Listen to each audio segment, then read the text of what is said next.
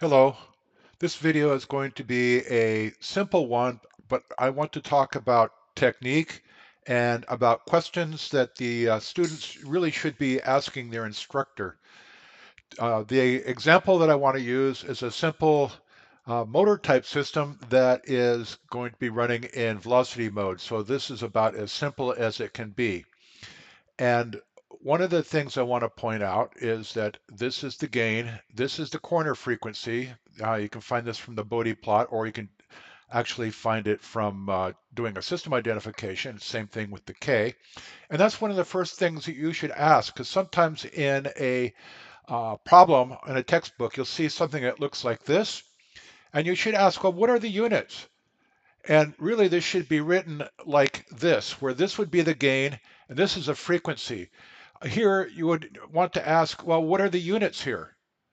And it should be, in this example, it's a millimeters per second per percent control output. So if I have this set at 5, like I do in this example, if I'm at 100%, I should be able to go 500 millimeters per second. Another way of writing this equation, this is the open loop transfer function, is like this, where I use a time constant instead of a corner frequency. And the uh, time constant is just the inverse of the corner frequency. So if you have 1 over time, then 1 over frequency, then you have a time. So this is my PI controller. And this is very simple. And again, I'm not trying to do anything real complicated here. I'm just trying to go through some technique and what questions you should be asking your instructors. So this is the basic formula for a closed loop transfer function using the definition for the controller, and I have it marked as plant here, but you can say it's motor too. So this, I do a substitution, and then I solve, and I can get the characteristic equation by multiplying the top and the bottom by s to get rid of the s in the denominator here, and I can multiply by s plus a to get rid of the s plus a in the denominator, and I end up with this as my actual characteristic equation.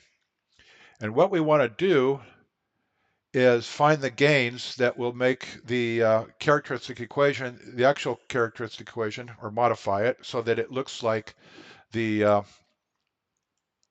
desired characteristic equation, which is here. And I want to place two poles at minus lambda. And the reason why I want to place them there is because I want to avoid any kind of overshoot. I just want to have a nice critically damped response. And I can make this response faster by making this lambda bigger. In other words, in this equation here, the pole is actually at minus lambda. That's where S is. So if I make lambda bigger, I increase the decay of any error. Now to calculate the gains, I like to do this symbolically. And doing this, what I have to do is equate the powers of S. I've explained this on other videos, but I have to take, this is S to the 0 power here, so I equate S squared to the gain times the corner frequency times the integrator gain. So I'm doing this here. And then for the first power of S, I have 2 times lambda, and that's going to be equal to this term here. And then I solve for Ki and Kp, and this is the equation for Ki, and this is the equation for Kp. And something that you should notice is that this will not work for all values of lambda because lambda needs to be bigger than 1/2 of alpha, and that's basically where the breakaway point is if you were going to be doing a root locus. Uh, if I want to have a slower response, what I need to do is use a critically overdamped response, which is done like this. And this will allow me to place one pole that's actually less than um, 1/2 of alpha. And then the other pole can be just about anywhere. So now I'm going to define my plant parameters. So I have the gain, open loop gain set at 5 millimeters per second per percent output. So again, 100% output, I should be able to go 500 millimeters per second. This is my corner frequency, and this is where I want to place the two closed loop poles. And you can see I've placed these two closed loop poles much farther to the left to make it the response faster. And that's what you want to do. You want to get something from your controller. You want to be able to improve the response using your controller. So substituting these numbers into the formulas for Ki and Kp, I get this. So now let's come down and do a simple Laplace transform. Now, I want to get into some of the things that you might see in MATLAB. Anyway, this is the closed loop transfer function. I got a reference or target velocity of 100 millimeters per second. And if I do a substitution for Ki and Kp using the formulas for the gains, this is the response in the time domain. And the problem with this is that the this term here will be greater than 1. So what will happen is that during the motion or the acceleration, it will be greater than the 100 millimeters per second. So there'll be overshoot. And I will show you that here. This is, again, this formula is the same as this. I just rearranged the terms a little bit. And then I took the derivative of this to get the acceleration as a function of time. And this is the response as a function of time. And notice that the acceleration at time 0 is huge, which isn't realistic. And also that it overshoots. And it overshoots due to the 0. And a 0 is caused when you have an S in the numerator. And the zeros can increase the response, but it can also cause overshoot. And because the two closed loop poles should be on the negative real axis, there shouldn't be any overshoot. So the only thing that is causing the overshoot is a 0, and that's caused by this term right here. Another thing I'd like to point out is you can see this, the acceleration just goes super high. And again, that isn't realistic. And I will get to that in just a moment. Now, if I only have the proportional gain or the integrator gain in the forward path, then this is the resulting transfer closed loop transfer function. And you can see the difference here. This is what I did with the PI controller, and I call this I minus P because the proportional gain is only in the feedback path. And what happens is that the result is that you're not going to have a S in the numerator, so you won't have a 0. The response won't be as high, but you won't have overshoot. So let's just take a look at that. And you can see here's the velocity. It doesn't overshoot, and the acceleration is much more reasonable too.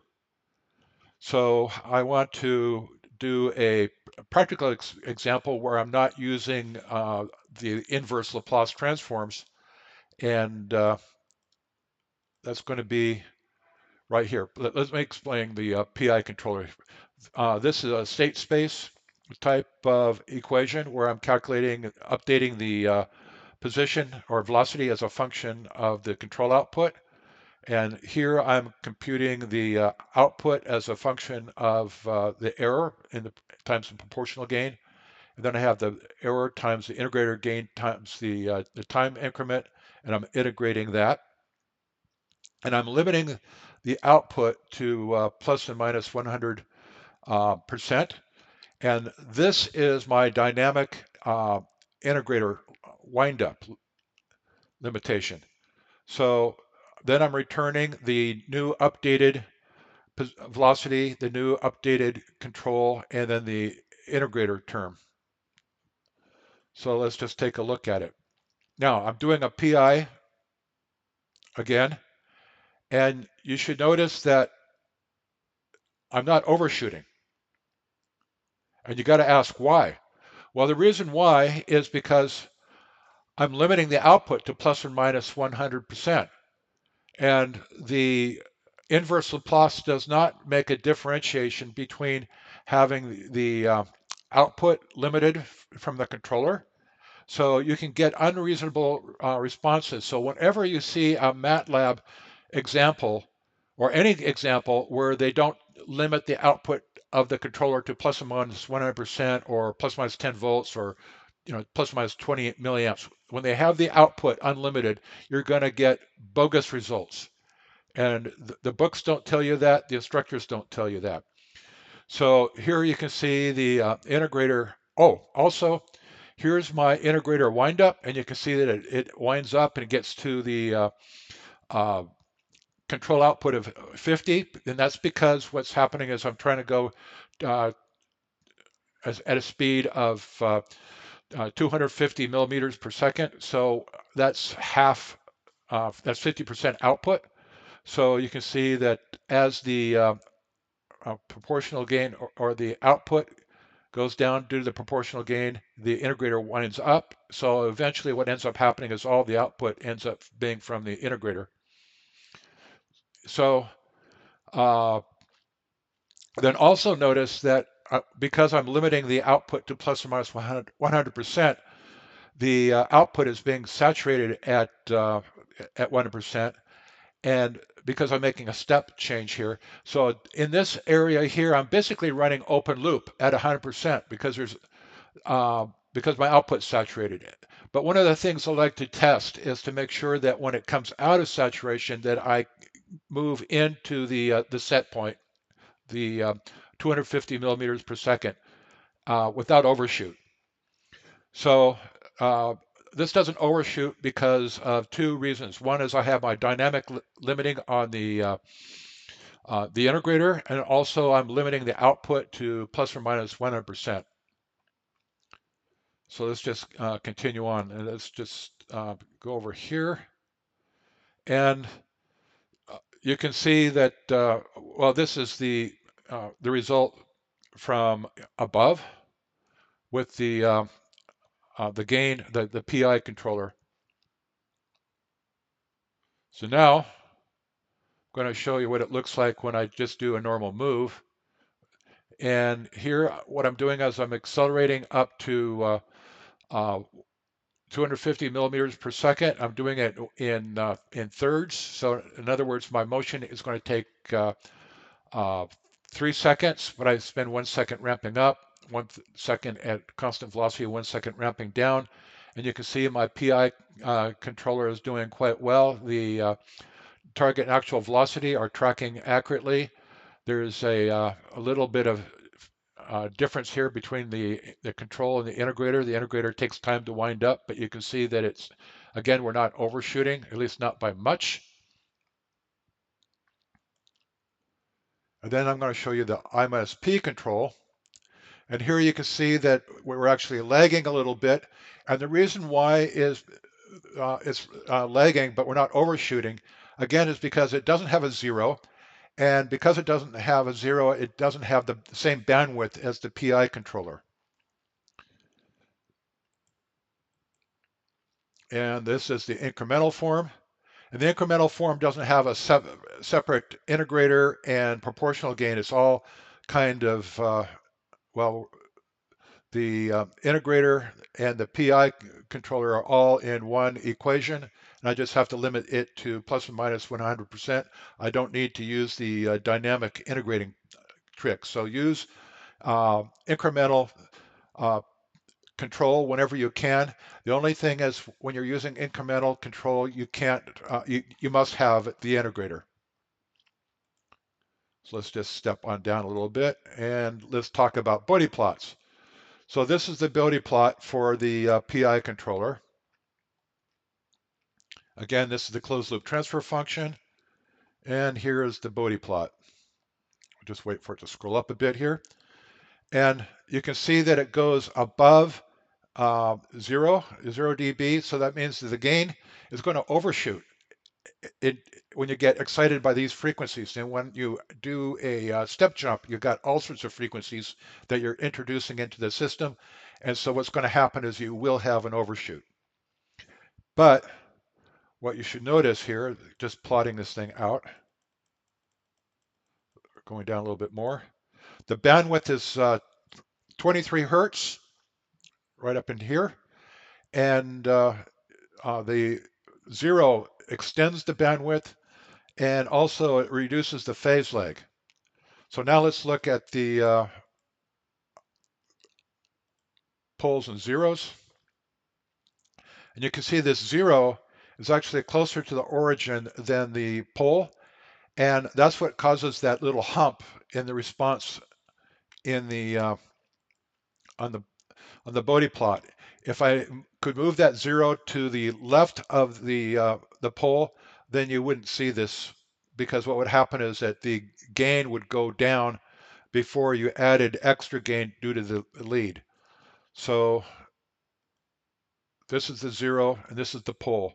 And notice that because they're both on the negative real axis, you're not going to get any sines and cosine terms, which would cause overshoot.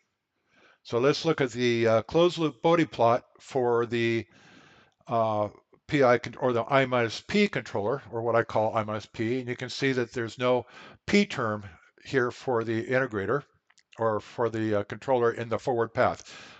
The forward path is only working on the error.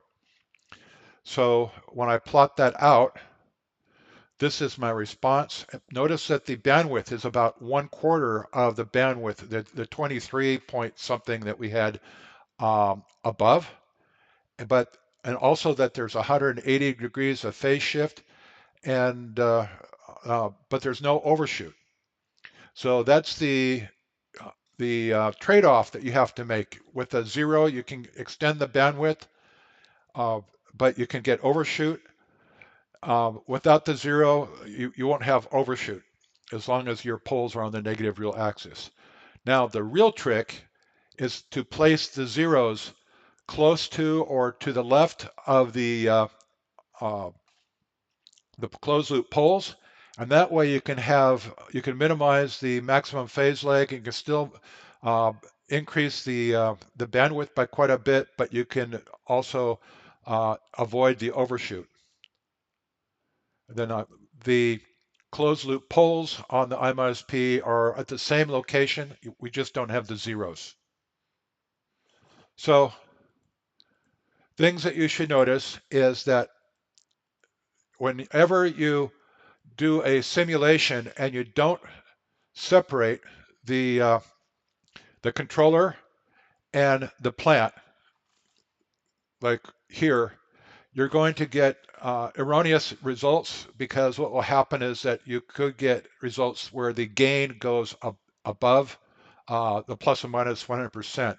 So your simulation should always have separate terms for the controller, like here, and this is the response to the system. And the controller should be limited to plus or minus 1%. Okay, I hope you find this useful, and give it a like if you can. Thank you. Goodbye.